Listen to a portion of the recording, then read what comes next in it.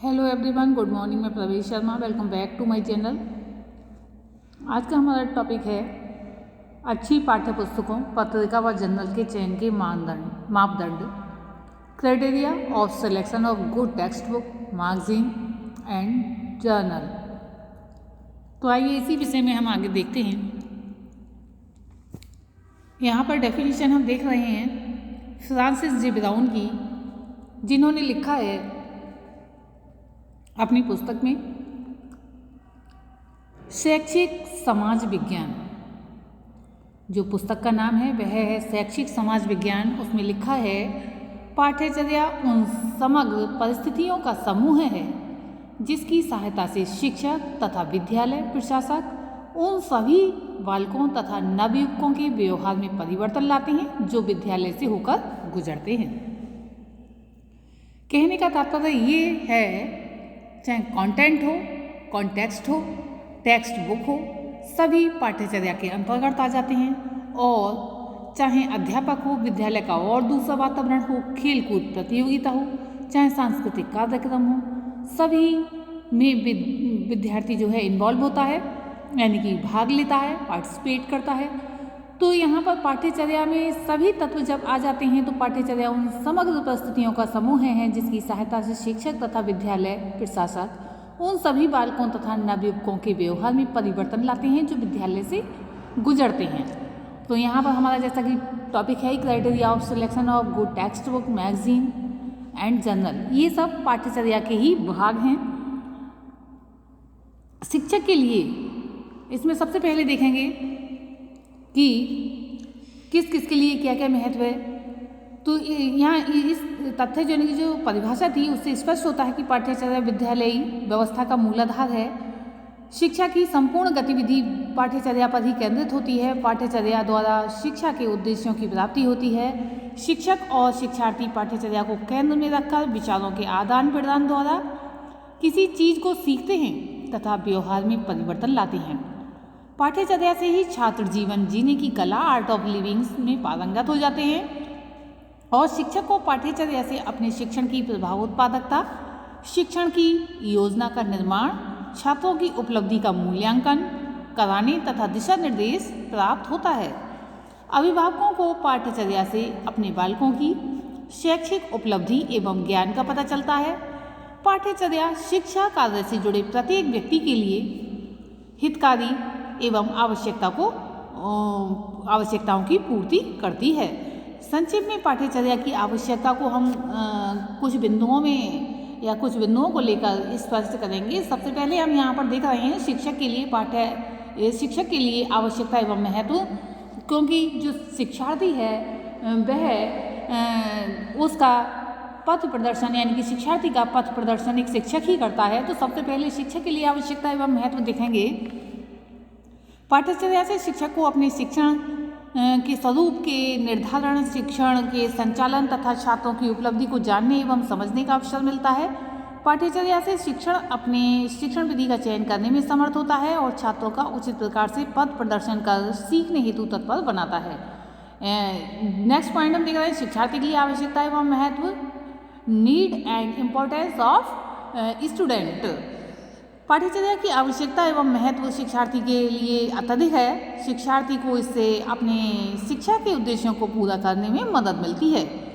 छात्रों को पाठ्यचर्या से पूर्व तैयारी का अवसर मिलता है तथा वे ये जानने में समर्थ होते हैं कि कौन सा विषय कितना पढ़ना है, उसका कितना तथ्य ज्ञात करना है। अर्थात पाठ्यचर्या के आधार पर ही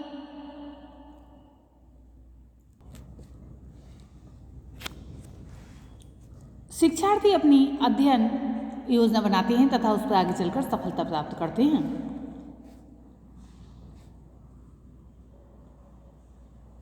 नेक्स्ट हम देख रहे हैं समाज के लिए आवश्यकता एवं महत्व, need and importance of society. पाठ्यचर्या से समाज को भी लाभ पहुंचता है। समाज पाठ्यचर्या द्वारा नवीन मंतव्यों को जानता है तथा उसके अनुरूप अपनी जीवन शैली एवं मान्यताओं को समय सापेक्ष बनाता है। पाठ्यचर्या से ही समाज में पारंपरिक मान्यताओं के स्थान पर परिवर्तित मान्यताओं का दिग्दर्शन होता है। कारण ये है कि विद्यालयी जीवन में पाठ्यचर्या में निहित नवीन मान्यताओं तथ्यों को सीखने के बाद जब बालक विद्यालय जीवन से निकलकर सामाजिक जीवन में पदार्पण करता है तो वह समाज को कुछ नवीनता युक्त मंतव्य देता है। जब इसका व्यापक स्तर पर प्रचार प्रसार हो जाता है तो ये नवीन आयाम तथ्य, विचार, मान्यता, मूल्य, आदर्श समाज का अभिन्न अंग बन जाता है। इस प्रकार पाठ्यचर्या समाज के लिए भी उपयोगी है। इसी के साथ हम देखेंगे सांस्कृतिक उन्नयन हेतु आवश्यकता एवं महत्व।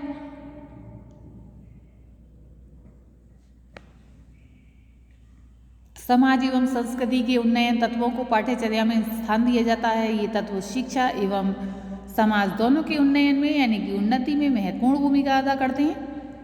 सांस्कृतिक मूल्यों की सीख प्राप्त करके विद्यार्थी अपनी सांस्कृतिक सभ्यता एवं विशिष्टता की एवं उसकी मौलिकता, करणीय एवं अकरणीय कर्तव्यों, जीवन आदर्शों का ज्ञान प्राप्त करते हैं और भविष्य में बालक ही विद्यालय से निकलकर अपनी सृजनात्मक प्रतिभा द्वारा सांस्कृतिक विरासत की रक्षा तथा उसके उन्नयन हेतु समर्पित होकर कार्य करते हैं। इसके साथ हम देखेंगे अंतर्दृष्टि, सूझ तथा अवबोध के विकास हेतु विद्यालय में बालक विविध विषयों का जब अध्ययन करते हैं तब विविध सहगामी क्रियाओं यानी कि पाठ्य सहगामी क्रियाओं में हिस्सा लेते हैं तथा अध्ययन के द्वारा पाठ्यचर्या की तरह तरह के अनुभव जो है अर्जित करते हैं। इससे उनकी अंतर्दृष्टि प्रखर होती है और उसमें अवबोध यानी कि समझदारी का भाव प्रकट होता है।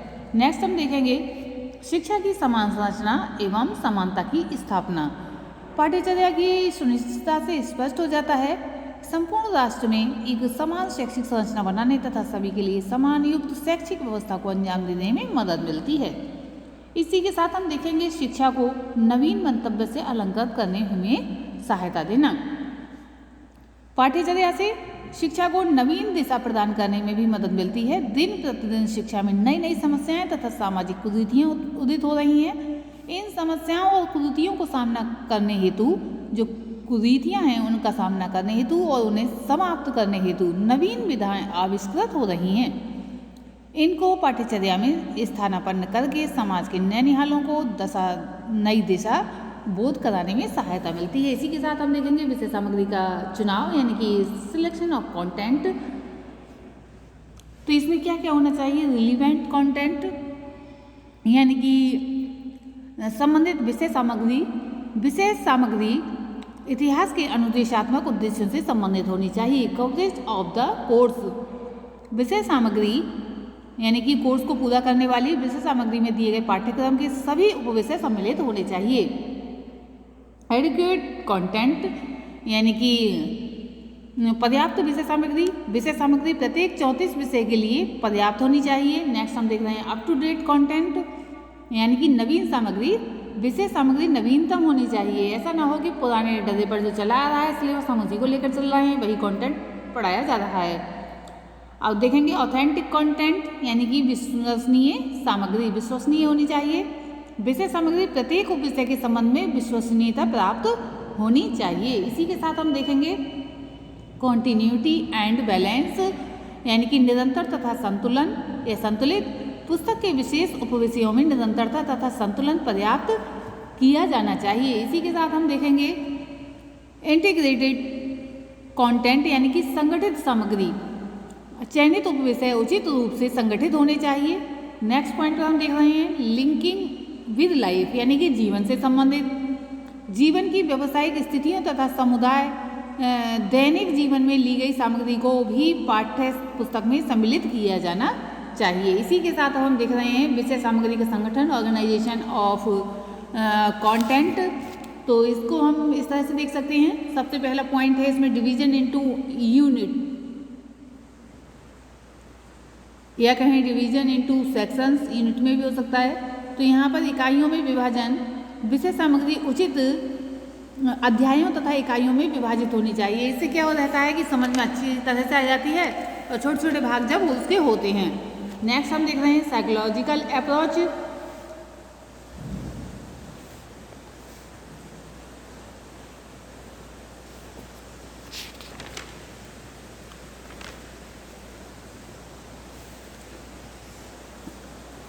यानी कि मनोवैज्ञानिक उपागम पुस्तक में अनुसृत किया जाने वाला उपागम विद्यार्थियों की आवश्यकताओं के अनुसार होना चाहिए।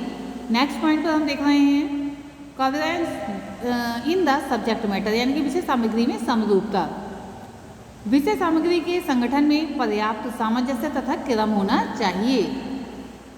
इसी के साथ हम देखेंगे फ्लेक्सिबल ऑर्गेनाइजेशन, यानी कि लचकशील संगठन या संगठन में लचीलापन।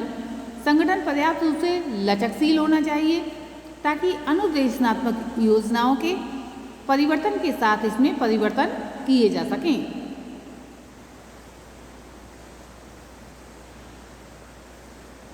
इसी के साथ हम देखेंगे विषय सामग्री का प्रस्तुतिकरण,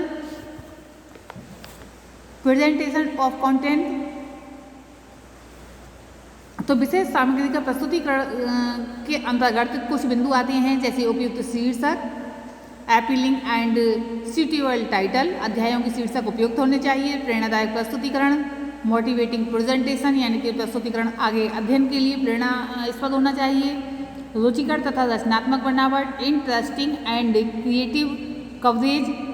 विषय सामग्री इस ढंग से प्रस्तुत की जानी चाहिए कि वह विद्यार्थियों की रुचि को बनाए रखे। पर्याप्त शब्दावली, सफिशिएंट टर्मिनोलॉजी, यानी कि प्रस्तुतिकरण में पाठ्यक्रम से संबंधित पर्याप्त शब्दावली होनी चाहिए, पूर्ति के पर्याप्त प्रबंध, एडिक्वेट प्रोविजन फॉर रिप्लिकेशन, यानी कि इसे पूर्ति तथा प्रयोग द्वारा अधिगम की गई मदों का पर्याप्त प्रबंध करना चाहिए। अध्यापकों के लिए उपयुक्त सुझावों का प्रबंधन, यानी कि provision for suitable suggestion for teachers. प्रस्तुतिकरण को अध्यापकों के द्वारा प्रभावशाली शिक्षण विधियों तथा अनुदेशात्मक नीतियों को अपनाने के लिए कुछ सुझावों का प्रबंध करना चाहिए, यानी कि सुझाव लेते रहना चाहिए। इसी के साथ हम देखेंगे पुस्तक का आकार कैसा होना चाहिए, साइज ऑफ द बुक, तो इसमें उपयुक्त आकार होना चाहिए, सूटेबल साइज होना चाहिए। पुस्तक का आकार विद्यार्थियों की आयु के दृष्टिकोण से उपयुक्त होना चाहिए, उपयुक्त परिणाम होना चाहिए, यानी कि सूटेबल वॉल्यूम होना चाहिए। पुस्तक का आकार विषय सामग्री के परिमाण के अनुसार उपयुक्त होना चाहिए।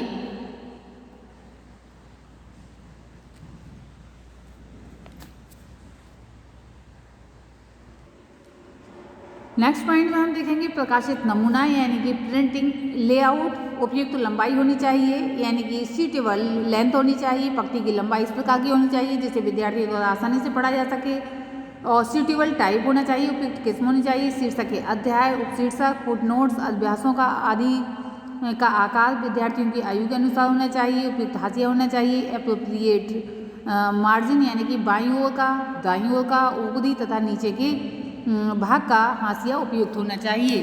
सौंदर्यात्मक दृष्टिकोण से सही होनी चाहिए, यानी कि देखने में सुंदर दिखनी चाहिए। उपयुक्त स्थान, यानी कि एप्रोप्रिएट स्पेसिंग होनी चाहिए। इसी के साथ हम देखेंगे अधिगम या दत्त कार्य, learning assignments, exercise and projects. तो पर्याप्त अभ्यास, यानी कि विविध उद्देश्य जैसे पुनरावृत्ति, दृढ़ीकरण आदि के लिए अभ्यास पर्याप्त होना चाहिए। वाइड कवरेज, यानी कि व्यापक पूर्ति होनी चाहिए। इसमें अभ्यासों को विषय सामग्री को पूर्ण रूप से लेना चाहिए। परियोजनाओं के लिए क्षेत्र होना चाहिए, स्कोप ऑफ प्रोजेक्ट्स, वास्तविक परियोजनाएं होनी चाहिए, यानी कि रियल प्रोजेक्ट्स होने चाहिए। चुनौतीपूर्ण अभ्यास, चैलेंजिंग एक्सरसाइज होनी चाहिए, और ग्रेडेड अभ्यास, यानी कि ग्रेडेड एक्सरसाइज इसमें होनी चाहिए। पिछले पृष्ठ तथा उपबंध भी रहने चाहिए, यानी कि प्रीलिम्स एंड बैक पेजेस। उपयुक्त मुख्य पृष्ठ होना चाहिए, उपयुक्त आमुख होना चाहिए, प्रभावशाली भूमिका होनी चाहिए। विषय सामग्री की उचित तालिका रहनी चाहिए, पुस्तक सूची रहनी चाहिए, उपयुक्त शब्दार्थ सूची और सूची रहनी चाहिए। साथ ही साथ इसकी मजबूती भी देखनी चाहिए, यानी कि मजबूत कागज होना चाहिए। पुस्तक का जीवन है लाइफ ऑफ द बुक, यानी कि कागज पुस्तक के प्रत्येक जो पुस्तक के प्रत्याशित जीवन के अनुसार मजबूत है या नहीं। कभी कभी कागज इतना बेकार होता है कि किताब 1 महीने के अंदर ही फट जाती है, जबकि बालक के लिए 1 वर्ष तक चलानी होती है।